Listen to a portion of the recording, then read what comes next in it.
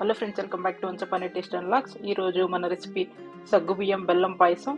దీన్ని చిన్న చిన్న టిప్స్తో మనం తయారు చేస్తే చాలా రుచిగా వస్తుంది. దీని తయారీ విధానం నేను చూపిస్తాను. చూసే ముందు కొత్త వాళ్ళు ఎవరైనా మన ఛానల్ని సబ్స్క్రైబ్ చేసుకోకపోతే ప్లీజ్ సబ్స్క్రైబ్ చేసుకోండి.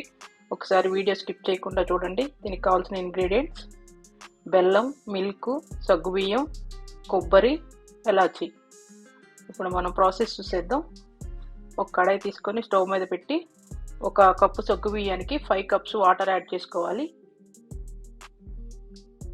చూడండి, నేను బౌల్లో ఒక 5 కప్స్ వాటర్ యాడ్ చేసుకుంటున్నాను.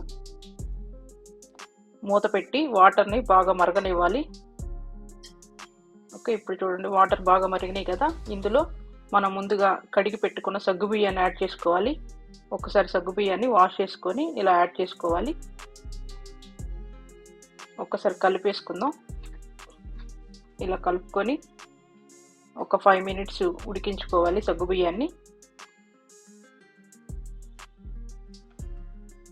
మూత పెట్టుకొని ఒక 5 మినిట్స్ ఉడికించుకుందాం. మధ్య మధ్యలో చూసుకుంటూ ఒకసారి కలుపుకోండి, లేదంటే అడుగంటుతుంది.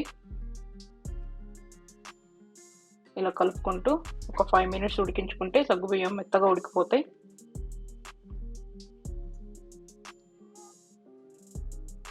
చూడండి, ఇలా ఉడికిపోయినాయి కదా. ఇలా ఉడికిపోయినప్పుడు మనం ఇందులో బెల్లం యాడ్ చేసుకోవాలి. ఒక కప్పు సగ్గు బియ్యానికి ఒక కప్పు బెల్లము. స్వీట్ సరిపోతుంది, లేదంటే కొంచెం ఎక్కువ యాడ్ చేసుకోండి.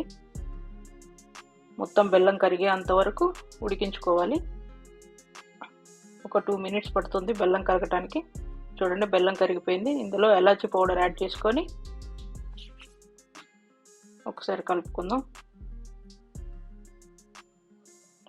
ఇది సైడ్కి పెట్టుకుందాం. ఒక కడాయి పెట్టుకొని అందులో ఒక టేబుల్ స్పూన్ గీ యాడ్ చేసుకుందాం. కొబ్బరి ముక్కల్ని ఫ్రై చేసుకోవాలి. ఆ నెయ్యి కొంచెం కరిగాక కొబ్బరి ముక్కలు యాడ్ చేసుకొని ఈ కొబ్బరి ముక్కల్ని గోల్డెన్ బ్రౌన్ కలర్ వచ్చేంత వరకు ఫ్రై చేసుకోవాలి.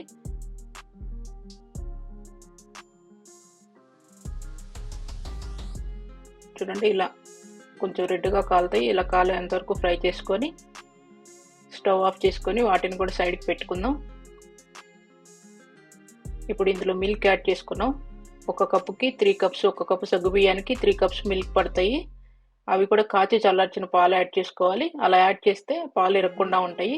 మనం ముందుగా ఫ్రై చేసి పెట్టుకున్న కొబ్బరి ముక్కలను కూడా ఇందులో యాడ్ చేసుకొని ఒకసారి కలిపేసుకుందాం.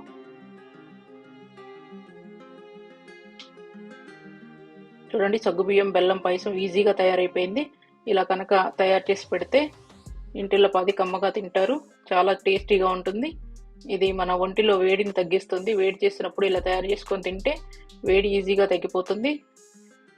ఒక్కసారి మీరు కూడా ట్రై చేయండి. మీకు ఎలా కుదిరిందో మా కమెంట్ బాక్స్లో కమెంట్ చేయండి. మీకు కనుక మా ఛానల్ నచ్చితే please do like, share and subscribe. Thank you.